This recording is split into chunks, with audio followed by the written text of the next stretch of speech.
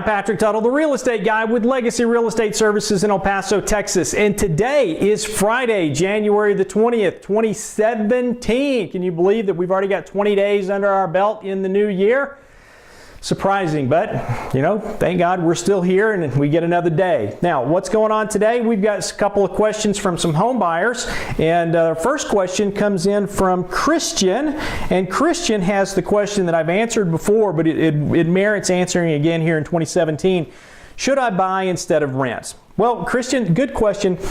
The answer to that really depends on what your situation is. For example, I have told many soldiers here in El Paso that they should not buy because they don't intend to be a landlord here and they don't intend to retire here in El Paso. And many times our soldiers get underwater because they'll buy a home from a builder or from anybody else. Doesn't have to be from a builder, but they can pay retail price for a home.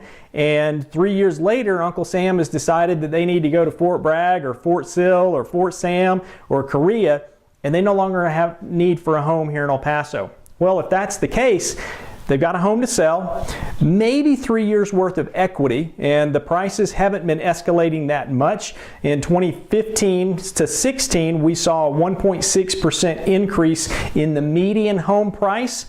Total of about $1,500 is what that came out to, so it wasn't a whole lot of increase there. So if you're one of these soldiers that is looking to purchase a home, but Uncle Sam needs you somewhere else in 3 years, you may be better off renting.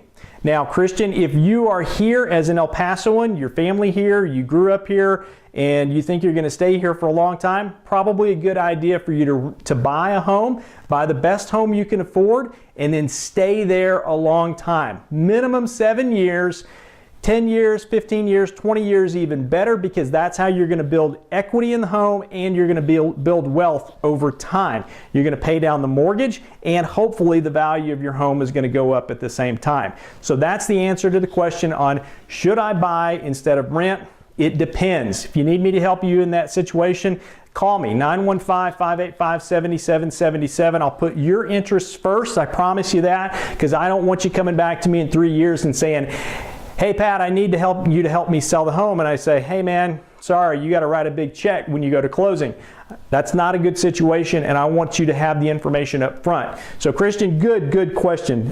Second question, this one comes in from Melissa. Melissa asks, can I become a home buyer even if I have bad credit and don't have much for a down payment? Well, Melissa, depends on what your definition of bad credit is. Well, if you've got like a 550 credit score and you've got a debt to income ratio that's at like 60%, low down payment, probably not. If you've got 25, 30, 40, even 50% of a down payment, so what's that look like? Well, if you got a $100,000 home and you've got $50,000 cash and somebody's going to loan you $50,000 and you've got a 500 credit score, we might have a hard money lender that can help you.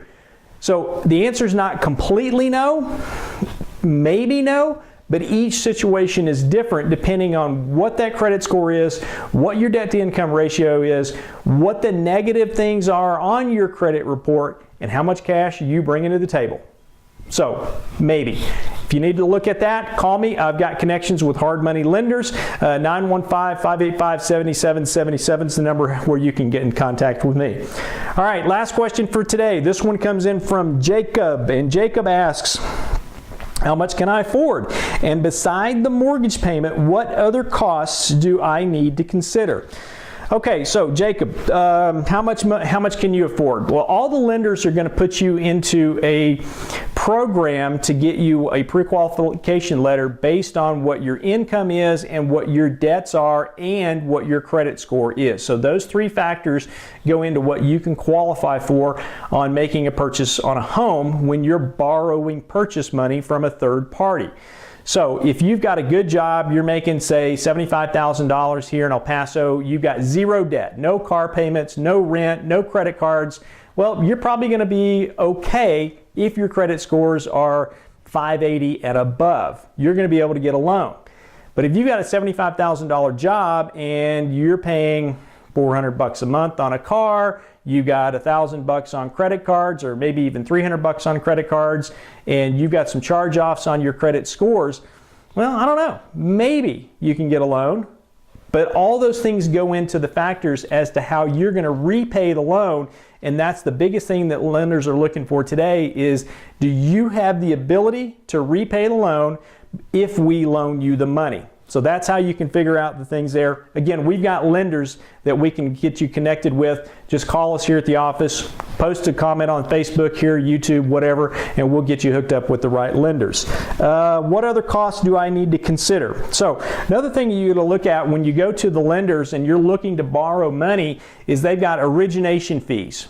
Typically somewhere around 0.75 to 1%.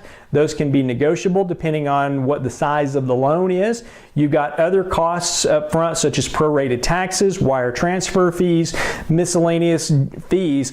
Each lender's fees could be different. So again, give us a call, 915-585-7777. Shoot me an email, patrick@patricktuttle.com. Or post your information here on Facebook or on YouTube, and we will get you connected with a lender who can answer this question for you more specifically for your scenario. So that's it for today, January the 20th, 2017. We will see you next week with a new set of questions for me to answer. In the meantime, if I can be of service to you, call me, 915-585-7777, or email patrick@patricktuttle.com. Here on the web, shoot me a comment below, and I'll be happy to answer your questions however I can. God bless you. Thanks for watching, and make it a great day. Bye-bye.